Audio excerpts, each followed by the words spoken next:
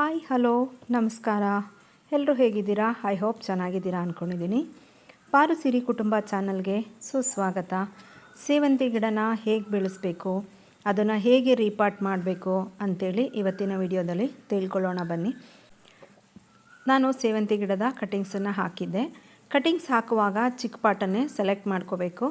ಕಾರಣ ಏನು ಅಂತ ಅಂದರೆ, ದೊಡ್ಡ ಪಾಟಲ್ಲಿ ನಾವು ಕಟಿಂಗ್ಸ್ಗಳನ್ನ ಹಾಕಿದರೆ, ಯಾವುದೇ ಗಿಡಗಳನ್ನ ಚಿಕ್ಕ ಗಿಡಗಳನ್ನ ಹಾಕಿದರೆ ಅದು ಬೇರೆ ಕಡೆಗೆ ತುಂಬ ಗಮನ ಕೊಡುತ್ತೆ. ಗಿಡ ಬೆಳೆಯೋದಕ್ಕೆ ತುಂಬಾ ಲೇಟ್ ಆಗುತ್ತೆ. ಹಾಗಾಗಿ ಯಾವಾಗಲೂ ಚಿಕ್ಕ ಪಾಟನ್ನೇ ಸೆಲೆಕ್ಟ್ ಮಾಡಿಕೊಂಡು ಹಾಕ್ಕೋಬೇಕು. ನಾನು ಈಗ ಚಿಕ್ಕ ಪಾಟಲ್ಲಿ ಹಾಕಿದ್ದೆ. ನೋಡಿ ಎಷ್ಟು ಚೆನ್ನಾಗಿ ರೂಟ್ ಎಲ್ಲ ಬಂದಿದೆ. ಮತ್ತು ಹಾಗೆ ಪಕ್ಕದಲ್ಲೂ ಕೂಡ ಬ್ರಾಂಚಸ್ಗಳು ಕೂಡ ಬಂದಿತ್ತು.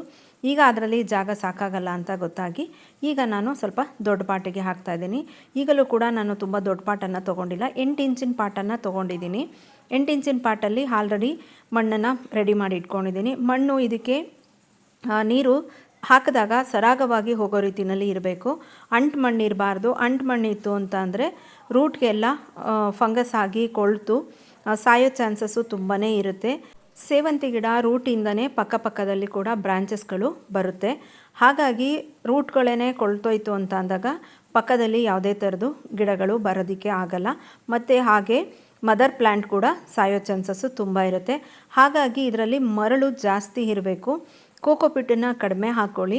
ಮಣ್ಣು ಮತ್ತು ಹಾಗೆ ವರ್ಮಿ ಕಾಂಪೋಸ್ಟು ಯಾವುದಿರುತ್ತೆ, ಈಗ ನಿಮ್ಮ ಹತ್ರ ಹಸುವಿನ ಗೊಬ್ಬರ ಇದ್ದರೆ, ಕುರಿ ಗೊಬ್ಬರ ಇದ್ದರೆ, ಅಥವಾ ಕಿಚನ್ನಿಂದ ಮಾಡಿರುವಂಥದ್ದು ಅಥವಾ ವರ್ಮಿ ಕಾಂಪೋಸ್ಟು ಏನಿರುತ್ತೆ ಅದನ್ನು ಹಾಕ್ಕೊಳ್ಳಿ. ನನಗಿಲ್ಲಿ ಕುರಿ ಗೊಬ್ಬರ ಸಿಕ್ಕಿತ್ತು, ಕುರಿ ಗೊಬ್ಬರನ ಹಾಕ್ಕೊಂಡಿದ್ದೀನಿ. ನೀವು ನೋಡ್ತಾ ಇರ್ಬೋದು ಎಷ್ಟು ಮಣ್ಣು ಹುಡಿಯಾಗಿದೆ ಅಂಥೇಳಿ. ಅದೇ ರೀತಿಯಾಗಿ ಹುಡಿ ಆಗಿರಬೇಕು. ಆವಾಗ ಬೇರುಗಳು ಕೊಳೆಯಲ್ಲ ಮತ್ತು ಬೇರುಗಳು ಉಸಿರಾಡೋದಕ್ಕೂ ಕೂಡ ತುಂಬಾ ಚೆನ್ನಾಗಿರುತ್ತೆ. ಇಲ್ಲ ಅಂತ ಅಂದರೆ ಬೇರುಗಳು ಕೊಳೆಯೋದು, ಗಿಡ ಕೂಡ ಸಾಯೋ ಚಾನ್ಸಸ್ಸು ಜಾಸ್ತಿನೇ ಇರುತ್ತೆ. ಈಗ ನೋಡಿ, ಇಷ್ಟು ಚಿಕ್ಕ ಕಟಿಂಗ್ಸ್ನ ನಾನು ಈಗ ಚಿಕ್ಕ ಪಾಟಲ್ಲಿ ಹಾಕ್ತಾಯಿದ್ದೀನಿ. ಗಿಡ ಹಾಕುವಾಗ 1-2-3 ಕಡ್ಡಿ ಮುರಿದೋಯ್ತು. ಅದನ್ನು ಈಗ ಏನು ಪಾಟಿಂದ ತೆಗೆದಿದ್ದೆ ಅದಕ್ಕೇ ಈಗ ಇದನ್ನು ನೆಡ್ತಾ ಇದ್ದೀನಿ. ಗಿಡ ಹಾಕಿದಾದಮೇಲೆ ಅದಕ್ಕೆ ನೀರನ್ನು ಹಾಕಲೇಬೇಕು. ಹಾಕುವಾಗ ಸ್ವಲ್ಪ ಫಂಗಿಸೈಡನ್ನು ಯೂಸ್ ಮಾಡ್ಕೊಳ್ಳಿ. ಯಾವುದೇ ಥರದ್ದು ಬೇರಿಗೆ ಫಂಗಿಸೈಡ್ ಹಾಕೋದ್ರಿಂದ ಬೇರುಗಳು ಕೊಳೆಯೋ ಚಾನ್ಸಸ್ಸು ಕಡಿಮೆನೇ ಇರುತ್ತೆ. ನೋಡಿ, ಈ ರೀತಿಯಾಗಿ ಕಟಿಂಗ್ಸ್ನ ಮಾಡ್ಕೊಂಡಾಗ ಕಟಿಂಗ್ಸಿಂದನೇ ಚುಚ್ಚಬಾರ್ದು. ಯಾವುದಾದ್ರೂ ಒಂದು ಕಡ್ಡಿಯಿಂದ ಹೋಲನ್ನು ಮಾಡಿಕೊಂಡು ಆಮೇಲೆ ಈ ಥರ ಗಿಡನ ನೆಡಬೇಕು. ಗಿಡ ಎಲ್ಲ ನೆಟ್ಟಿದ್ದಾದಮೇಲೆ ನೋಡಿ ನೀರನ್ನು ಹಾಕಬೇಕು. ನಾನು ಇದು ಮಾರನೇ ದಿನ ತೋರಿಸ್ತಾ ಇದ್ದೀನಿ ಎಷ್ಟು ಚೆನ್ನಾಗಿ ಗಿಡ ಸೆಟ್ಟಾಗಿದೆ ಮತ್ತು ಒಂದು ಚೂರು ರೀಪಾಟ್ ಮಾಡಿದ್ದೀವಿ ಅನ್ನೋ ರೀತಿಯಲ್ಲಿ ಕಾಣಿಸ್ತಾ ಇಲ್ಲ.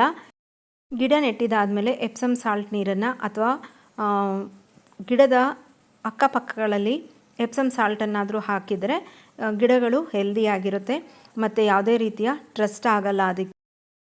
ಇವತ್ತಿನ ವಿಡಿಯೋ ನಿಮಗೆ ಯೂಸ್ಫುಲ್ ಆಗಿರುತ್ತೆ ಅಂತ ತಿಳ್ಕೊತೀನಿ. ವಿಡಿಯೋನ ಪೂರ್ತಿಯಾಗಿ ನೋಡಿ, ಲೈಕ್ ಮಾಡಿ, ಕಮೆಂಟ್ ಮಾಡಿ, ಹಾಗೆ ನಿಮ್ಮ ಫ್ರೆಂಡ್ಸ್ ಆ್ಯಂಡ್ ಫ್ಯಾಮಿಲಿಗೂ ಕೂಡ ಶೇರ್ ಮಾಡಿ ಅಂತ ಕೇಳ್ಕೊಳ್ತಾ, ಹೈಪ್ ಅಂತ ಇರುತ್ತೆ, ಹೈಪ್ ಮಾಡಿ. Thank you for watching. Bye, take care.